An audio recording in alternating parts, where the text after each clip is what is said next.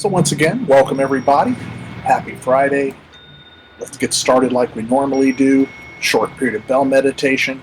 I notice everybody in the room's already done this, so we'll just get right into it. Get into a nice meditation posture, and we'll begin at the sound of the bell.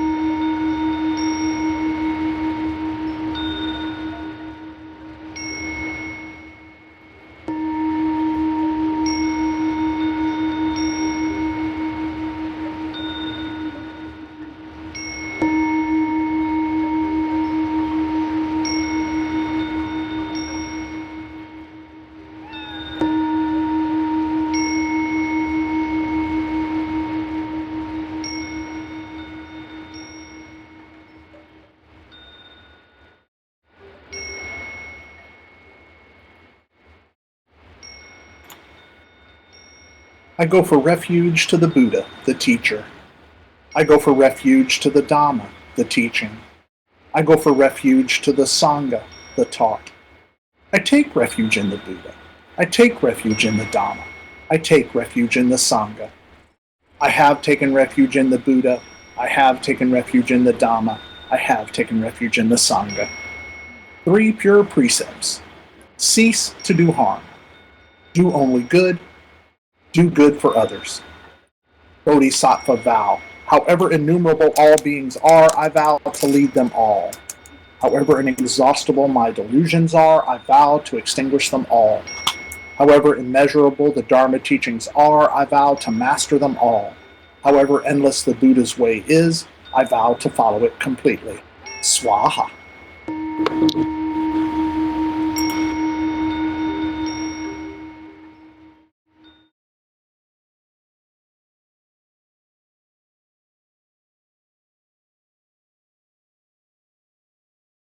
All right.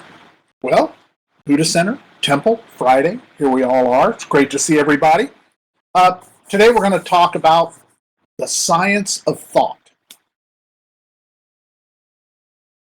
So, of course, we've got to start out with Siddhartha, right? Siddhartha Gautama the historical Buddha of our time, he encountered cultural difficulties, offering a new, and to quite a few people, a heretical path to understanding the complexities of human existence. He was taking a lot of the deity stuff out and putting the personal responsibility in.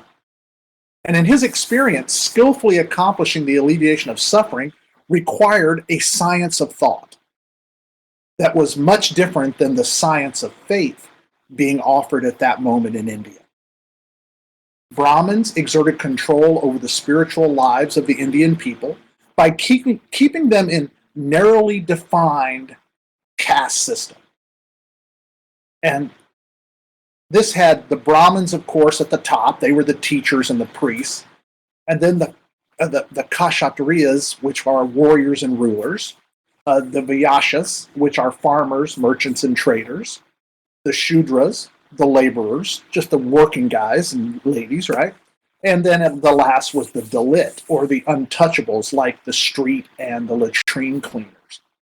And they also controlled the sciences, too, of their day, which we have to look at more as metaphysics than science. They invoked magical manipulation of the forces of nature, and they practiced ritual manipulation of society.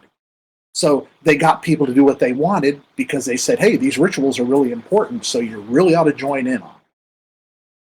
The Buddha then offers this alternative view of human existence. And it's one that it didn't depend on the accepted mystical and magical rituals that were promoted by the Brahmins as this way to salvation. He made it clear, the Buddha, that he wasn't believing or disbelieving the belief system of others, but that human beings needed to pay closer attention to reality and be prepared to think about it in new and different ways, dependent on the reality that they experienced.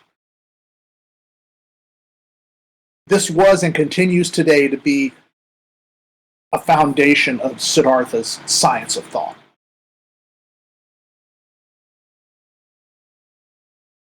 For many years, the awakened one traveled, and he taught. And over time, he gathered together a sangha of monastics and then a following of laity, lay people. And he became sought after, like big time sought after, as a teacher and a guru. After the death of the Buddha, the sangha was left without this charismatic and wise leader. The laity was left without their compassionate and skillful teacher. These folks had lost a lot. And we can imagine that there was a drop-off in attendance as the Buddha's disciples worked to retain the place that this new philosophical discipline had found in the lives of the Indian people, at least in some of them. The Buddha had left them with things like the Four Ennobling Truths. And he left them the realities of impermanence and not-self and suffering. And he left these as the foundations of Buddhist philosophy and practice. So he laid the foundation for them. And all of the core concepts were firmly based in Siddhartha's science of thought, the science that led him to setting aside any metaphysical or mystical explanations for events and experiences, and instead apply the reality of causation that he had awakened to. Right? The whole idea of impermanence and the not-self and this suffering that we have to go through as human beings. Why then, we have to ask, after the Buddha's death and the subsequent recitation and scribing of his teachings, did so much mythology and metaphysics and magic and mysticism arise in the scriptures? The answer is rooted in dependent origination. It's rooted in causation.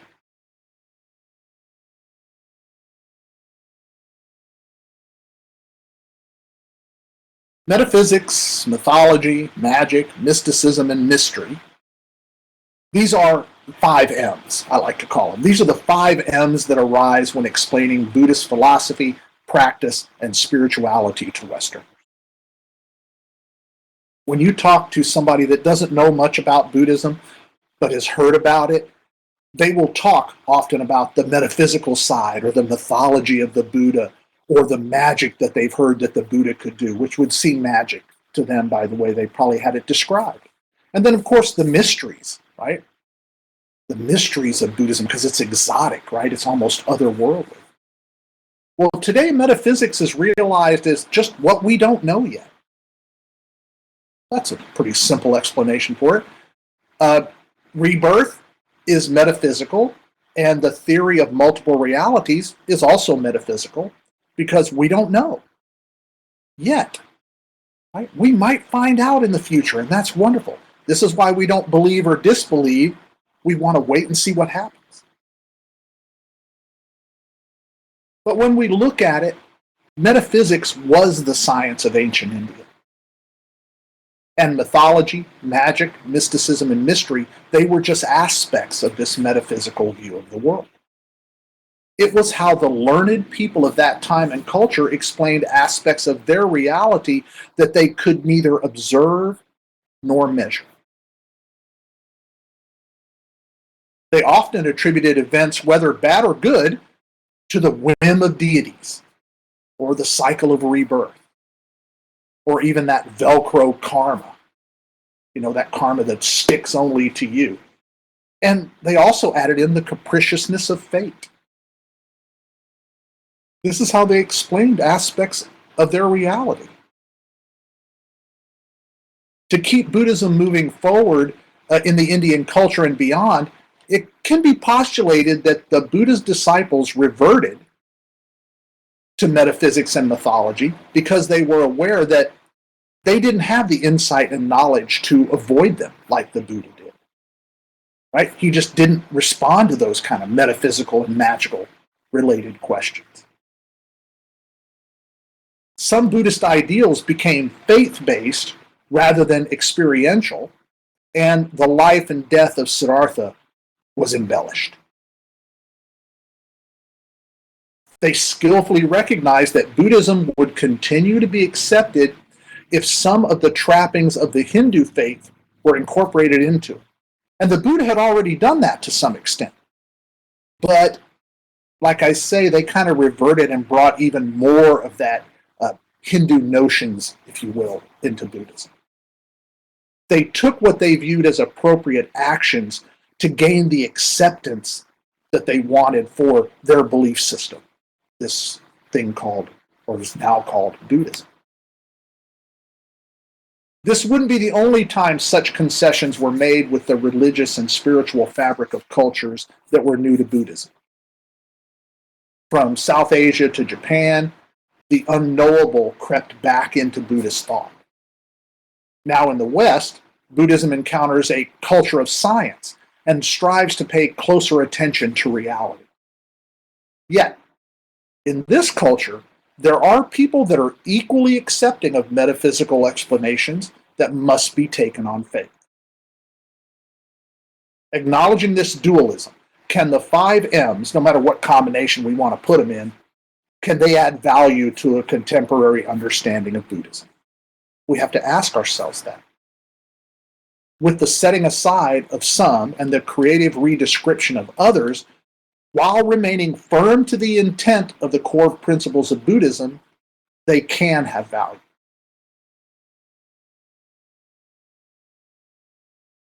Modern philosophical concepts like existentialism and pragmatism can help us to clear a path to this contemporary Western Buddhist practice that we're trying to reach. The Buddha taught that each human being is responsible for how they are and how they interact with the causal universe. Right? That whole personal responsibility thing we talk about. Well, this parallels the existential ideal that each individual is responsible for giving meaning to reality through their own actions. Sounds pretty parallel. In Buddhist philosophy, that ideal is tempered with the knowledge that reality can only be given its greatest meaning with the falling away of delusion. And this is also the responsibility of the individual. Pragmatism requires the individual to honestly determine if a belief or action has value in the promotion of practical effects on human flourishing. Let's say practical and wholesome effects on human flourishing. Buddhist practice parallels pragmatism with the ideal of experiential verification. So, existentialist, Buddhist, and pragmatist. We can kind of sum it up as their idea is what we do matters.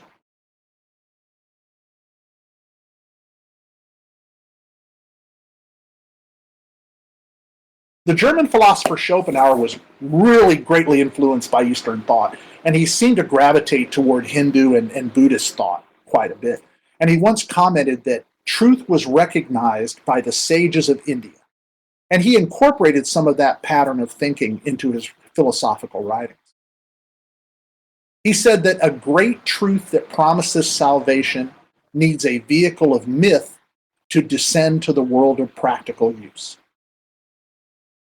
The Buddha's earliest disciples lived at a time when mythology was part of the truth accepted by the people. They were offering a way to salvation of a sort and relied on myth to help build an understanding of that path. The mythological persons, places, and events that permeate Buddhist writings can have value even today when we look at them as maybe metaphor or even allegory, right? And we look to learn from them and see them with a different view.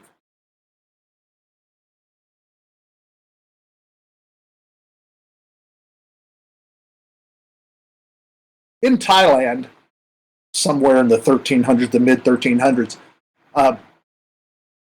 King Lathai was the Thai ruler at that point, and he did a sermon. It was called King Lathai's Sermon on the Three Worlds. And by the way, he reigned in Thailand from 1347 to 1368.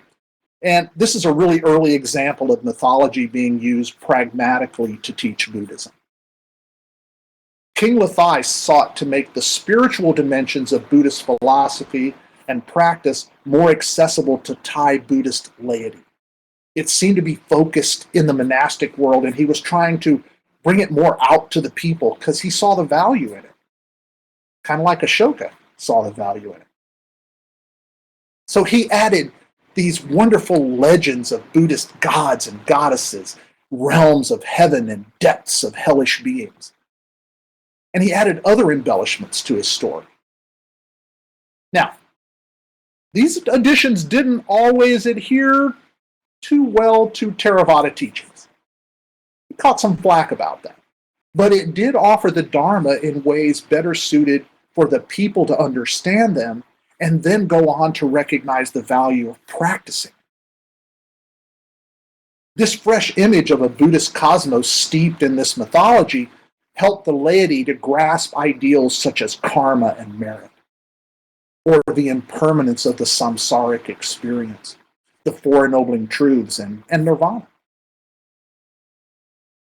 The Sermon on the Three Worlds had a profound effect on the spread of Buddhism in Thailand.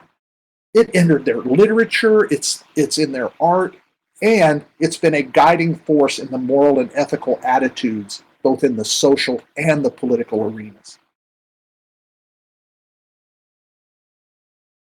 King Lathai took a worldview that was already ancient in his time and culture, and he sought to make it relevant to his own.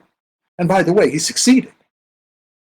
You know, the images and symbols of a Buddhist cosmology, as well as the rituals, came under scrutiny.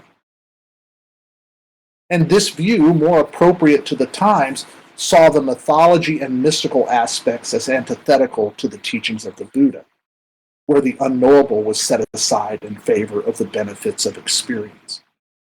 But King Lathai tried to bring both of those things together. And like I say, he seems to have succeeded. In the 14th century, the schism between traditional and contemporary views of Buddhism mirrors a similar situation in the West now in the 21st century. Each person who encounters this wide breadth of Buddhist mythology and magic and mystery and mysticism that we have access to must decide through their own personal experience the value of those concepts in their Buddhist practice. So I want to revisit Mr. Schopenhauer for a moment.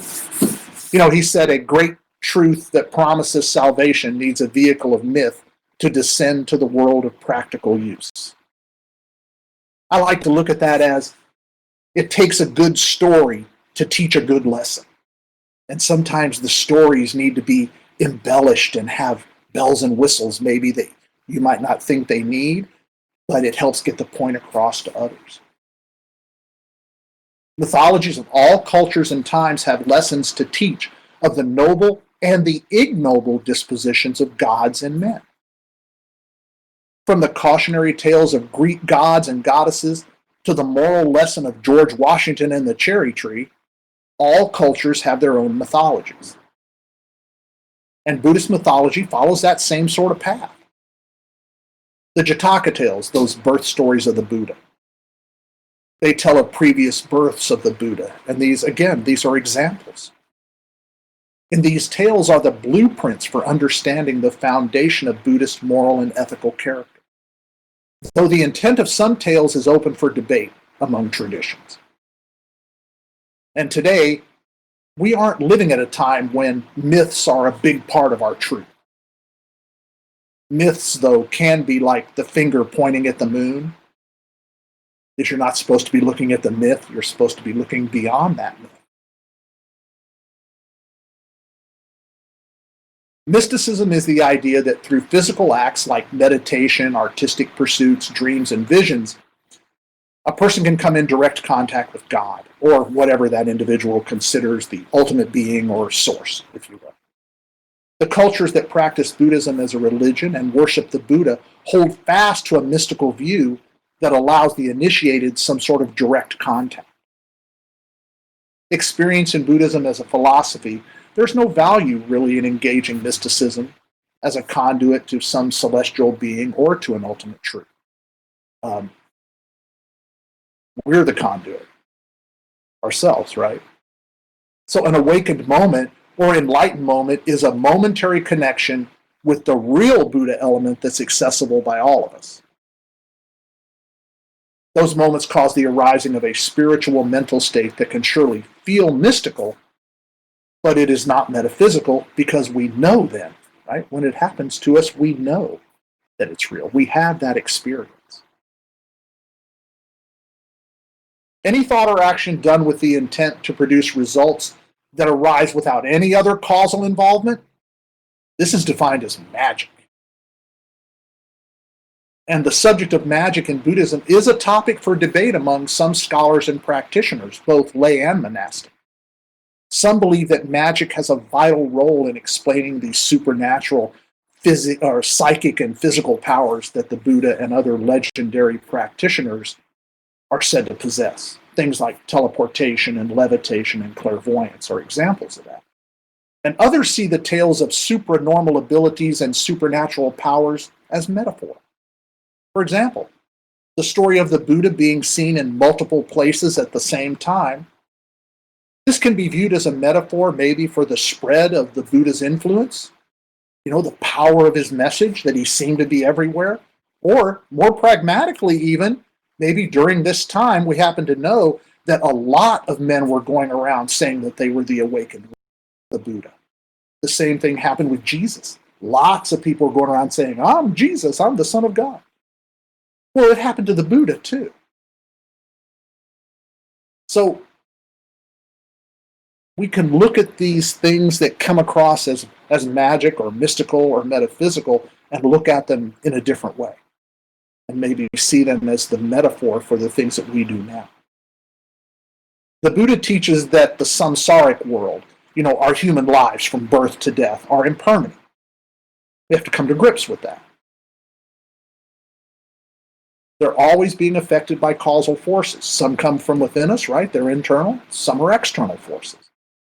Magic, though, a force that doesn't interact with the foundation of causal existence, cannot play a role in a practice that accepts the realities of causation and impermanence.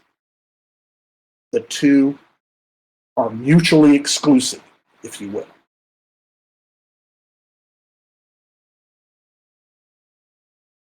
Mystery is the spice of a spiritual journey. Think about the mysteries that you saw were ahead of you or that you thought were ahead of you when you first decided to try this Buddhist path. The mystery of what comes next. Mystery is knowledge being pursued. Mystery is in the process that causes experience like awakened moments to happen. Mystery is the chain of dependent origination that we'll never be able to follow to a source, and we accept that. When we search for something like the meaning of life or origins of the universe, we are engaging mysteries.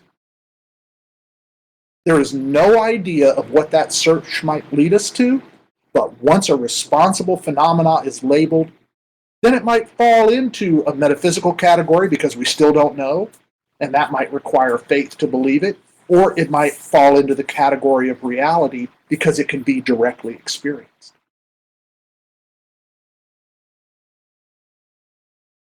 Metaphysics, this is the fifth M, but it kind of contains all the other M's in it.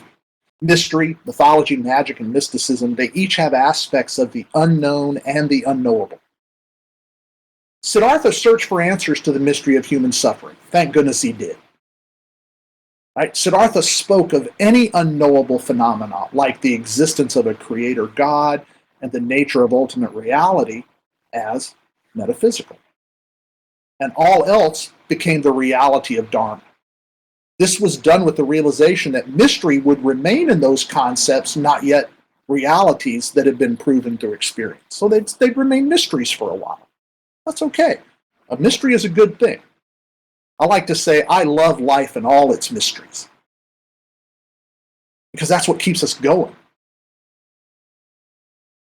Mystery is form that causes the arising of curiosity and the falling away of ignorance. In the earliest known writings attributed to the words of the Buddha, there is little interest shown in answering metaphysical inquiries. The origin of the universe, the existence of gods, and the nature of an ultimate reality were mysteries whose answers Siddhartha didn't recognize as having value in the task of alleviating suffering. On the contrary, they were questions that, in Siddhartha's experience, caused more discontent and unsatisfactoriness.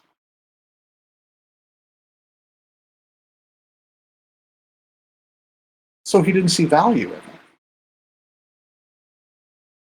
The Brahmins used mythology, magic, and mysticism to answer those metaphysical questions that the Buddha was declining to talk about. And the answers that they would give would often cause disharmony and discontent between those who had faith and those who wanted proof. Buddha made it clear through his silence that he wasn't believing or disbelieving those metaphysical concepts. He was choosing not to accept them as part of his worldview, a worldview that valued an honest view of reality. Through the Four Ennobling Truths, he began teaching that people needed to be more aware of their reality and to accept that reality is dependent on how it is responded to, and that reality should be one that is experienced. So you can see, this is all science of thought. Now, is there faith involved here? Absolutely.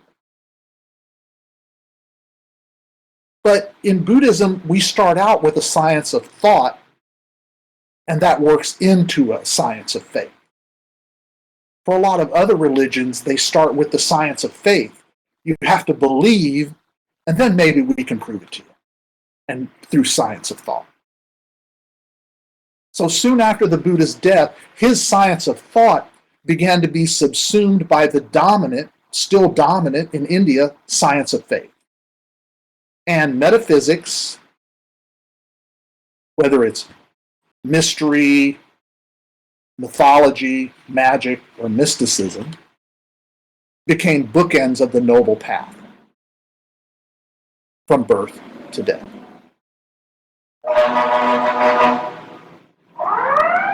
So the Buddha wanted to set aside these metaphysical things and focus on reality, but then once he died, that just wasn't possible for them to keep that up. So they had to revert to a science of faith as the primary and let science of thought come after them.